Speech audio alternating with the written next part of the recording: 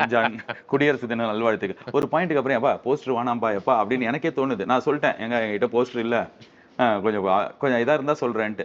So இந்த 5 மாசம் குடுக்காத போது ஐ வாண்டட் டு ரிலீஸ் ராத்து ராசன். எல்லா மொத்த டீமும் ஆனா அகைன்ஸ்ட் அதுக்கு. இல்ல அண்ணா என்ன சொல்றீங்க?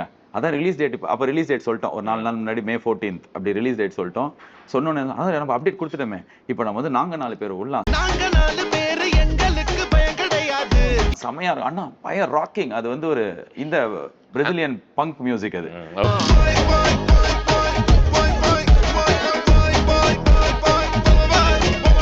பங்க் பயங்கரமா இருக்கும். ஆனா ரிசீவ் இல்லப்பா எல்லாம் சூர்யா சார் பாட்டு ரொம்ப நாளா எதுவும் வரல.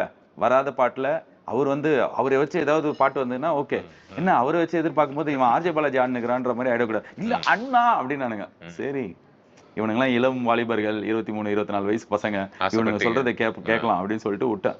அடின்னு அடி பொக்குன்னு அடிக்கிறேன். அதாவது இப்போ அஜித் ரசிகர்கள் விஜய் ரசிகர்கள் திட்டுவாங்க. விஜய் ரசிகர்கள் அஜித் ரசிகர்கள் திட்டுவாங்க. சூர்யா சார் ரசிகர்கள் மட்டும் எங்களே தான் திட்டுவாங்க. ஏன்னா அடினா அடிச்சதெல்லாம் வெளில இருந்து தான் கிடையாது. ஃபர்ஸ்ட் அடியே இவங்க கிட்ட தான் வந்தது. ரொம்ப மன அளவுல சாயா பேக்கர் ரொம்ப பாதிக்கப்பட்டாரு. நான் பாதிக்கப்பட்டேன். உங்களை நான் என்ன கேட்டுக்கிட்டு இருக்கேன்?